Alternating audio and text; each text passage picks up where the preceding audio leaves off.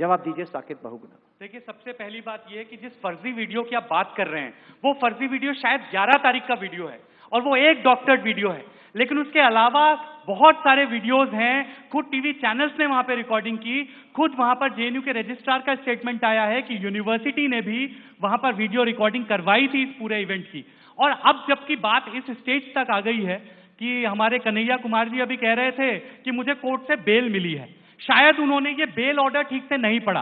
पहली बात तो आपको बेल नहीं, इंटरिम बेल मिली है, that too for only 6 months. और अगर ये आप ऑर्डर पढ़ लेते थोड़ा सा तो मुझे लगता है आपको शर्म आती बहुत ज्यादा अपने आप पर कि आपको जज साहिबा कह रही है कि इन्फेक्शन की तरह ये डिजीज फैल रही है।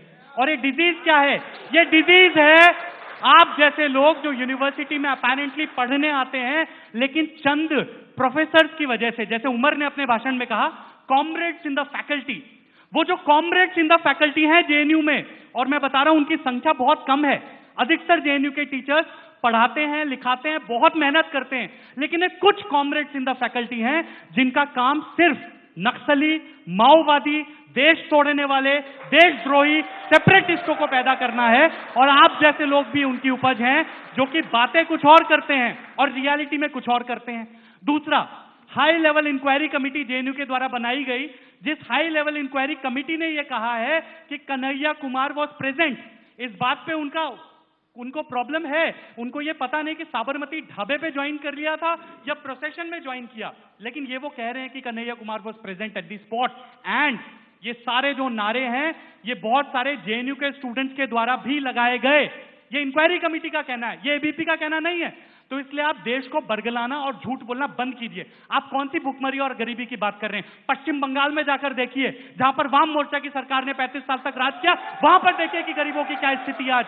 आपको गरीबी, सामंतवाद और ये सारे शब्द अब याद आ रहे हैं कि जब देश में एक राष्ट्रवादी सरकार बनी है, क्योंकि आपको आज 2G, 3G, जीजाजी, कोलगेट जैसे घोटाले नहीं मिल रहे हैं।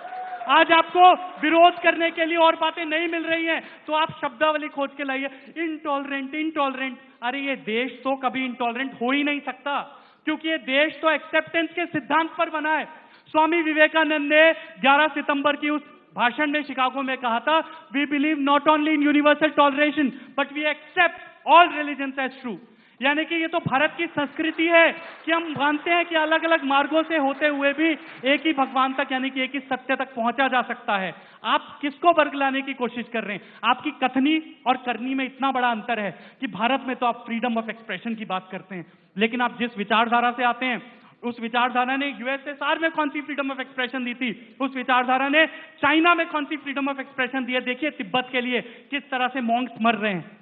आपकी कथनी और करनी में इतना बड़ा अंतर है कि नक्सलवादी हमारे देश में बंदूक के दम पर लिबरेटेड जोन बना रहे हैं, नक्सलवादी हमारे देश के साथ लड़ रहे हैं। और माइंड कीजिए, वो बीजेपी या एबीपी के साथ नहीं लड़ रहे हैं, वो आरएसएस के साथ नहीं लड़ रहे हैं, वो इस देश के साथ लड़ रहे हैं। बाबा साहब भीमराव अंबेडकर जी द्वारा बनाए गए संविधान के द्वारा चलने वाले इस देश के साथ वो लड़ रहे हैं। और जब आप नारा लगा रहे थे और जब ये लोग वहां पर, बाकी जो अल्ट्रा लेफ्ट के लोग जेएनयू में, जब वो नारा लगा रहे थे बंदूक के दम पर लेंगे आजादी, आप कहते हैं कि आप भारत के जिम्मेदार नागरिक हैं।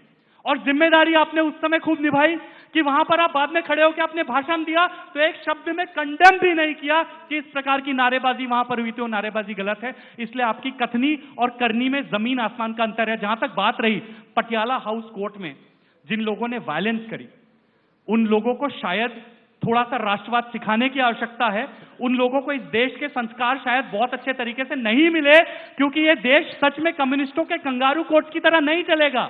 ये देश डेमोक्रेसी के आधार पर चलने वाला देश है। हमारी इंडिपेंडेंट जुडिशरी है, we are proud of our judiciary. हमें विश्वास है, और आज भी इसलिए मुझे विश्वास है कि जब ये जजमेंट आएगा जिसमें कि आपके ऊपर देशद्रोह का आरोप लगा है, तो निश्चित रूप से दूध का दूध और पानी का पानी हो जाएगा।